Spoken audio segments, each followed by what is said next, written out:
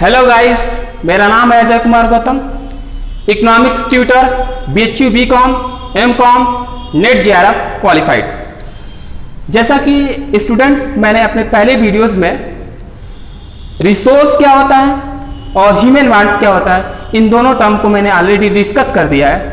इस वीडियो में मैं डिस्कस करूंगा डेफिनेशन ऑफ इकोनॉमिक्स। इकोनॉमिक्स की क्या डेफिनेशन है उसे मैं डिस्कस करूंगा।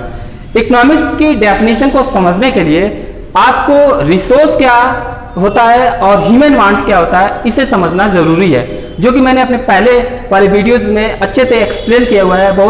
बहुत अच्छे ढंग से मैंने एक्सप्लेन किया हुआ है, वहां पे आप जाके देख सकते हैं जिन्होंने नहीं देखा है। इस वीडियो में हम लोग बात करेंगे इकोनॉमिक्स के डेफिनेशन को लेके। तो इकोनॉमिक्स की डेफिनेशन क्या है?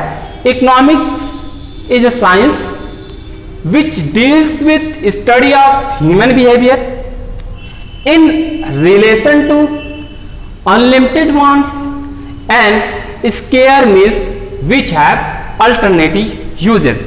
यानी इसका मतलब हो गया क्या, यहाँ पे ये जो डेफिनेशन है, इस डेफिनेशन में बहुत से टर्म होंगे। जैसे कि एग्जांपल के तौर पे यहाँ पे economics is a science, economics science है, ह्यूमन बिहेवियर है, फिर इसके बाद अनलिमिटेड वांट्स है और square and which have alternative uses, ऐसे शब्द यूज किए गए हैं। इन शब्द को समझते हैं, फिर इसके बाद हम लोग जो इकोनॉमिक्स की डेफिनेशन को अच्छे से समझ पाएंगे। पहली चीज है कि इकोनॉमिक्स साइंस कैसे होता है। इकोनॉमिक्स साइंस कैसे होता है, तो हम लोग बात करें इकोनॉमिक्स साइंस, तो साइंस क्या होता है इसको समझने की जरूरत है।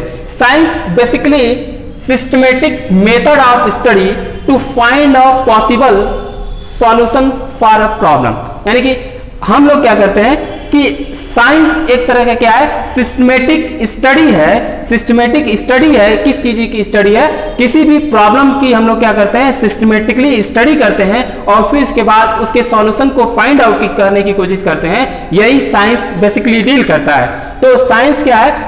तो science systematic method of study to find possible solution of a problem, यानी किसी भी इकोनॉमी की किसी भी प्रॉब्लम को या इकोनॉमी के किसी भी इश्यूज को हम लोग सिस्टमेटिकली सॉल्व करें तो इकोनॉमिक्स को भी हम लोग क्या कह सकते हैं, साइंस कह सकते हैं। तो बेसिकली यही चीज यहाँ पे, इसीलिए इसको इकोनॉमिक्स साइंस कहा जाता है, क्योंकि इकोनॉमिक्स में भी क्या होता है, जैसे साइंस में क्या होता है, किसी भी प्रॉब्लम को, किसी भी इश्यूज को हम लोग क्या करते हैं, सिस्टमेटिकली स्टडी करके उसके प्रॉब्लम को सॉल्व करने की कोशिश करते हैं। ठीक उसी तरह इकोनॉमिक्स में भी क्या करते हैं, किसी भी इकोनॉमी के किसी भी प्रॉब्लम को हम लोग क्या करते हैं, सिस्टमेटिकली स्टडी करते हैं, फिर इसके बाद उसके प्रॉब्लम को, उसके सॉल्यूशन को फाइंड आउट करने की कोशिश करते हैं। इसी चीज को हम लोग कहते हैं, इसीलिए हम लोग जो है इकोनॉमिक्स को साइंस कहते हैं। अब इकोनॉमिक्स साइंस होता है which deals with study of human behaviour. यानी इकोनॉमिक्स क्या है, ह्यूमन बिहेवियर की स्टडी करता है। इकोनॉमिक्स जो है ह्यूमन के बिहेवियर की स्टडी करता है और human behaviour in the sense consumer की स्टडी, यानी कंज्यूमर के बिहेवियर की स्टडी, प्रोड्यूसर्स के बिहेवियर की स्टडी, मार्केट के बिहेवियर की स्टडी को ही हम लोग क्या कहते हैं, ह्यूमन बिहेवियर कहते हैं। ह्यूमन बिहेवियर में consumers behaviour in the sense कहने का मतलब है कि अगर कंज्यूमर के बिहेवियर में क्या चेंज आएगा, अगर किसी भी प्रोडक्ट की प्राइस इंक्रीज करेगी तो क्या करेगा, वो अपनी डिमांड को क्या करेगा, कम कर देगा। अगर किसी भी प्रोडक्ट के डिमांड यानी प्राइस जो है क्या होगी, डिक्रीज करेगी, तो उसकी डिमांड क्या हो जाएगी, इंक्रीज करेगी। यानी कि प्राइस में चेंज होने के कारण कंज्यूमर के बिहेवियर में क्या आता है, कोई चेंज आए, उसी को हम लोग कहते हैं, यानी इसी चीज को कंज्यूमर बिहेवियर कहते हैं। ठीक इसी तरह प्रोड्यूसर्स क्या है, प्रोड्यूसर्स अगर किसी भी प्रोडक्ट की प्राइस इंक्रीज करती है तो अपना प्रोडक्शन क्या कर देता है, बढ़ा देता है, सप्लाई बढ़ा देता है। ठीक इसी तरह क्या होता है कि अगर किसी भी प्रोडक्ट की प्राइस डिक्रीज करती है तो अपना सप्लाई भी क्या कर देता है, डिक्रीज कर देता है। तो इसी चीज की स्टडी, यानी कि वो प्राइस चेंज होने के कारण प्रोड्यूसर्स या कंज्यूमर के बिहेवियर में क्या चेंज आएगा, इसी चीज की स्टडी जो है इकोनॉमिक्स करता है। अब किस तरह की स्टडी करता है, किसके संदर्भ में करता है स्टडी?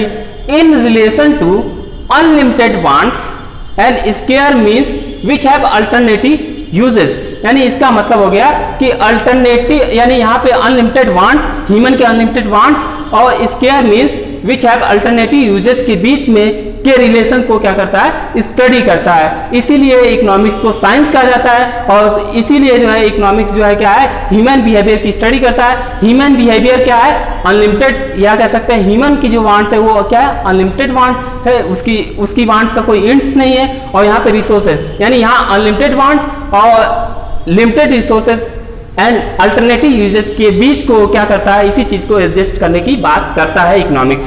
तो अब बात करते हैं हम लोग इकोनॉमिक्स की एक और डेफिनेशन को हम लोग देखते हैं। Economics is a social science which study the behaviour pattern of society of human being. यानी यहाँ पे क्या कहने का मतलब है कि इकोनॉमिक्स सोशल साइंस होता है। इकोनॉमिक्स फुल फ्लेज साइंस नहीं है, इकोनॉमिक्स क्या है, सोशल साइंस है। सोशल साइंस में हम लोग क्या करते हैं, ह्यूमन बिहेवियर की स्टडी करते हैं। तो यहाँ पे वही चीज है, यानी इकोनॉमिक्स को इसीलिए हम लोग सोशल साइंस कहते हैं, जो क्या करता है, ह्यूमन बिहेवियर की स्टडी करता है। किसके ह्यूमन बिहेवियर की, यानी ह्यूमन के बिहेवियर की स्टडी करता है। इसीलिए हम लोग कहते हैं कि यानी कि इकोनॉमिक्स पैटर्न जानने की कोशिश करता है कि ह्यूमन बिहेवियर का पैटर्न कैसा होगा, अगर, या कह सकते हैं कंज्यूमर के बिहेवियर में क्या चेंज आएगा अगर किसी प्रोडक्ट की प्राइस इंक्रीज करे या डिक्रीज करे।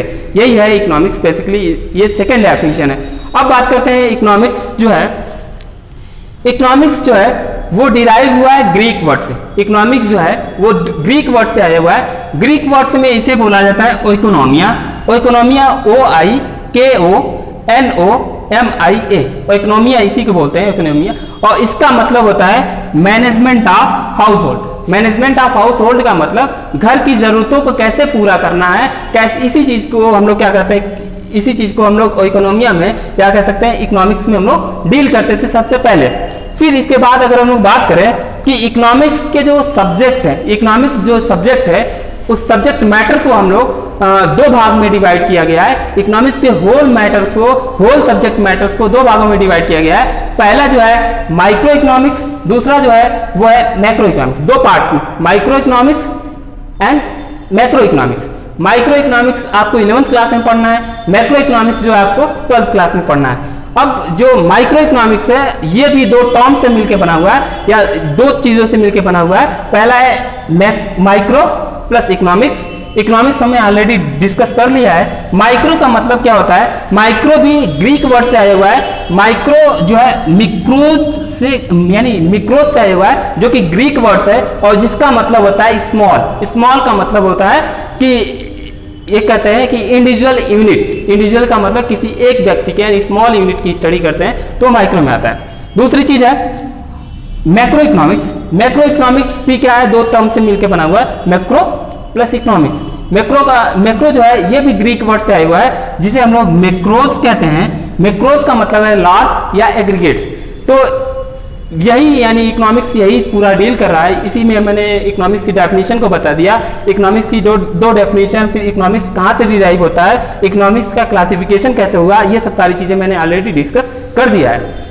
अब अगर आपको ये वीडियो अच्छी लगी तो इसको लाइक करिए, शेयर करिए, कमेंट करिए, सब्सक्राइब करिए। धन्यवाद।